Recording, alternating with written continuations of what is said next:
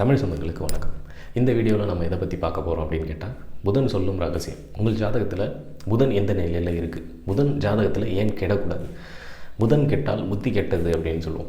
அதாவது புத்தி கெட்டுட்டு அப்படின்னு சொன்னால் அந்த இடத்துல நம்ம எப்படி செயலாற்றுவோம் அப்படிங்கிறது உங்களுக்கு புரியும்.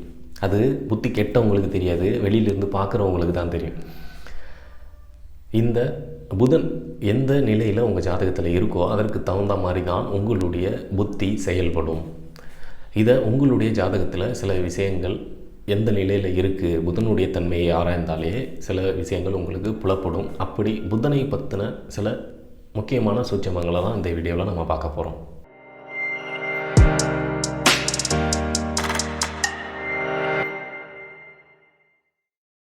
ஒரு விஷயத்தில் விரைந்து புத்தி சாதுரியமாக கையாளக்கூடிய அந்த திறன், சூழ்நிலைகளை சாதுரியமாக கையாளக்கூடிய அந்த திறன் இருக்கணும் அப்படின்னு சொன்னால் புதன் ரொம்ப முக்கியம். புத்திக்கு காரகத்துவம் புதன் இந்த ஜாதகத்தில் சிறப்பாக இருக்குது அப்படின்னு வச்சுக்கிட்டாலே அவர் எந்த ஒரு சூழ்நிலையும் திறம்பட கையாளக்கூடிய திறமை அவருக்கு இருக்கும் அப்படின்னு வச்சுக்கலாம்.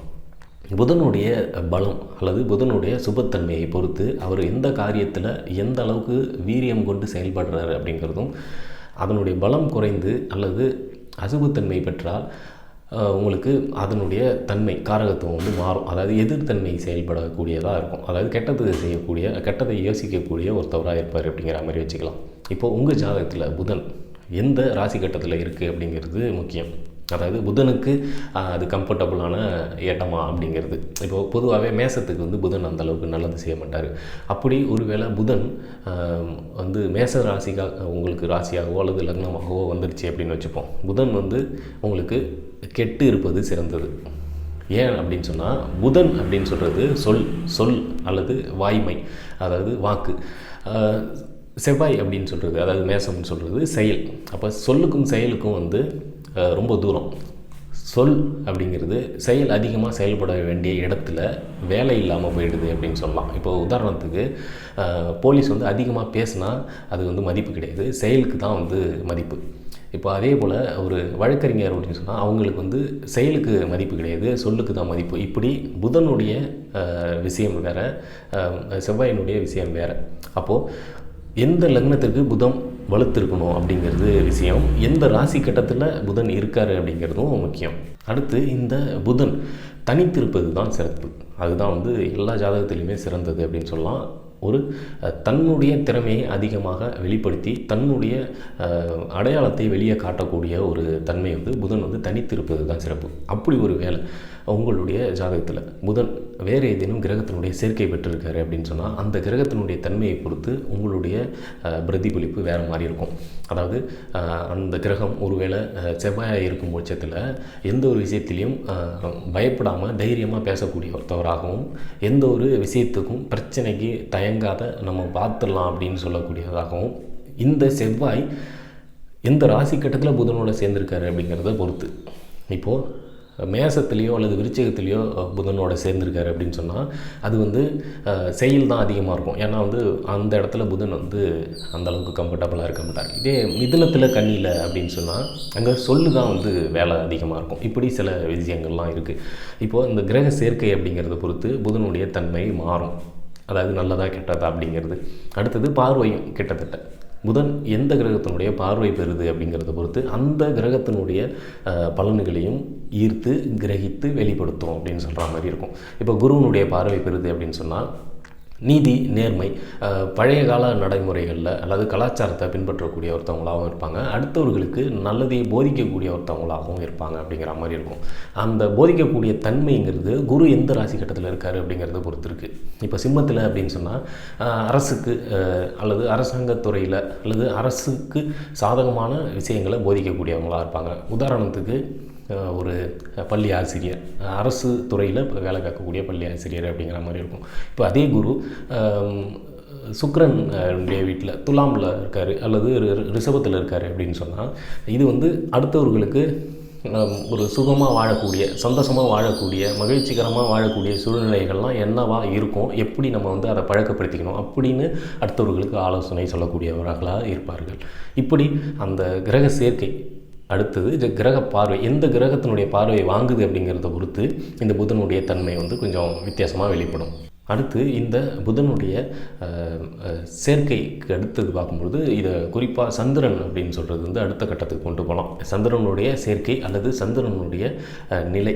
சந்திரனுக்கு கேந்திரத்தில் இருந்தால் புதனுடைய தன்மை வந்து சிறப்பாக வெளிப்படும் அப்படின்னு சொல்லலாம். அதாவது சந்திரன் சொல்கிறது வந்து மனோகாரகன், புத்திக்கு காரகத்துவம். புத்தி அப்படின்னு சொல்கிறது புதன். இப்போ இது ரெண்டும் வந்து ஓரளவில் சிங்க் ஆனது, தொடர்பு படுது, நல்ல நிலையில் தொடர்பு படுது அப்படின்னு சொன்னாலே அந்த புத்தியும் மனதும் ஒரே நிலையில் இருக்கும். என்ன மனசு நினைக்குதோ அது வந்து புத்தி வந்து கரெக்டாக வழி நடக்கும், அல்லது புத்திக்கு என்ன தோணுதோ அதை மனசு கேட்டு நடக்கும் அப்படின்னு சொல்கிற மாதிரி இருக்கும். சிலருக்கு போராட்டமாக இருக்கும், புத்தி சொல்கிறத கேட்குறதா மனசு சொல்கிறத கேட்குறதான்னு. அப்படி பார்க்கும்பொழுது உங்களுக்கு சந்திரனும் புதனும் ஏதோ தொடர்பு இல்லாத நிலையில் அல்லது துண்டித்த நிலையில் இருக்கும். இப்படி இந்த சந்திரனும் புதனும் அந்தளவுக்கு தொடர்பு இல்லாத பட்சத்தில், அதாவது கேந்திரத்திலையோ அல்லது திரிகோணத்திலையோ அமராம பட்சத்தில், மறைவு ஸ்தானங்களில் அமையும் பட்சத்தில், அதாவது சந்திரனுக்கு புதன் 6-8 அப்படின்னு சொல்லி வர்றது, அல்லது பகை கொண்ட நிலையில் இருக்கும் பொழுது இது அந்தளவுக்கு புரிதலை ஏற்படுத்தாமல் மனதாக புத்தி சொல்கிறத எதை சொல்கிறது கேட்குறது அப்படிங்கிற மாதிரியான போராட்ட நிலைகள்லேயே நிறைய காலங்கள் கழிப்பாங்க அப்படிங்கிற மாதிரி வரும். சந்திரனுக்கு எப்படி புதன் தொடர்போ அதே போல் லக்னத்திற்கும் புதன் தொடர்பு அப்படிங்கிறது ரொம்ப முக்கியம். லக்னத்துக்கு புதன் தொடர்பு அப்படின்னு சொல்கிறது அந்தளவுக்கு சிறப்பு அப்படின்னு சொல்லலைனாலும் அதுவும் ஒரு விதத்தில் அந்த ஜாதகரை காப்பாற்றும். அதாவது அவங்களுடைய செயல்பாடு அப்படிங்கிறது எந்த ஒரு நிலையும் சார்பு இல்லாமல் நடுநிலை வைப்பது. அதாவது எல்லாரும் வேணும் அப்படின்னு சொல்கிறவங்க எப்படி நடந்துப்பாங்களோ அதே போல் எல்லாரையும் அரவணைத்து போகக்கூடிய அந்த ஆக்டிவிட்டி அப்படிங்கிறது உங்களுடைய லக்னத்தில் புதன் தொடர்பு இருக்கும் பட்சத்தில் அது கண்டிப்பாக இருக்கும். ஒருவேளை லக்னத்திலே இருந்தாலோ அல்ல லக்னாதிபதியே புதனாக வந்தாலோ எல்லாரையுமே அரவணைச்சு போவீங்க. எங்கே யார்கிட்ட எப்படி நடந்துக்கணும் அப்படிங்கிற ரொம்ப ஃப்ளெக்சிபிள் அப்படின்னு சொல்லுவோம் இல்லையா, அந்த மாதிரி ரொம்ப வளையும் தன்மை கொண்ட ஒரு ஆளாக இருப்பாங்க. லக்னத்தில் புதன் இருப்பாங்க. இது வந்து புதன் மட்டும் இருந்தால் ஒரு மாதிரி, புதனோட சேர்க்கை பெற்று நிறைய கிரகங்கள் இருந்தால் அதனுடைய தன்மையும் சேர்த்தே பிரதிபலிக்கும் அப்படிங்கிற மாதிரி சொல்லலாம். மொத்தத்தில் புதனும் சந்திரனும் மிகச்சிறப்பு அப்படின்னு வச்சுக்கலாம். புதன் சந்திரனுடைய தொடர்பு ஒரு ஜாதகத்தில் சிறப்பான நிலையில் அமைய பெற்று இருக்கிறவங்க தான் வந்து எண்ணமும் அந்த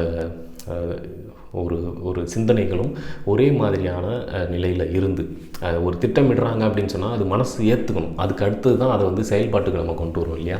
அப்படி அந்த சந்திரனும் புதனும் சிறப்பான நிலையில் ஒரு ஜாதகத்தில் அமர்ந்துருச்சு அப்படின்னு சொன்னாலே இது வந்து உங்களுக்கு எந்த ஒரு விஷயமா இருந்தாலும் திட்டமிடுறதா இருக்கட்டும், அல்லது சில விஷயங்களில் பழகிறதா இருக்கட்டும், ஒரு விஷயத்தை கற்றுக்கொள்வதாக இருக்கட்டும், ஒரு ஒரு ஒரு திடீர்னு ஏற்படக்கூடிய அல்லது விரைவில் ஏற்படக்கூடிய மாற்றங்களை ஏற்றுக்கொண்டு அதில் நம்ம முன்னின்று அடுத்தவர்களுக்கு முன்னோடியாக இருப்பதாக இருக்கட்டும், இப்படி நிறைய விஷயங்களில் ஒரு குயிக் லேர்னர், டக்குன்னு பிடிச்சி மேலே வர்றது, கற்பூர புத்தின்னு சொல்லுவாங்க இல்லையா, அந்த மாதிரியான விஷயங்களுக்கு இந்த புதன் சிறப்பான நிலையில் உங்கள் ஜாதகத்தில் அமைப்பெற்றாலே போதும். மற்ற கிரகங்கள் எதுவுமே உங்களுக்கு உதவி பண்ணலை, உங்களுக்கு எந்த கிரகங்களுடைய ஒரு சுபத்தன்மையும் உங்களுக்கு கிடைக்கல அப்படின்னு சொன்னாலும் இந்த புதனை வைத்தே வந்து வாழ்கிறவங்க நிறைய பேர் இருப்பாங்க. அந்த மாதிரியான ஜாதகம் உங்களுடைய ஜாதகத்தில் இருக்குது அப்படின்னு சொன்னால் நீங்கள் எந்த ஒரு விஷயத்துக்கும் கவலையே பட வேண்டியில்ல. எப்போ வேணாலும் உங்களுக்கு தேவையானதை, உங்களுக்கு வேண்டியதை இந்த உலகத்திலிருந்து நீங்கள் எப்போது வேண்டுமானாலும் பெற்றுக்கொண்டு எல்லாமே வந்து கிடைச்சிருச்சு அப்படிங்கிற அந்த மனநிலையோடு வாழ முடியும். இந்த ஜோதிட நுணுக்கம், புதனை பற்றின சில விஷயங்கள் இந்த வீடியோ மூலமாக உங்களுக்கு ஒரு புரிதலை ஏற்படுத்தியிருக்கோம் அப்படின்னு சொல்லி நான் நம்புகிறேன். மீண்டும் இன்னொரு வீடியோவில் இன்னொரு நல்ல தலைப்பில் உங்களை சந்திக்கிறேன். நன்றி.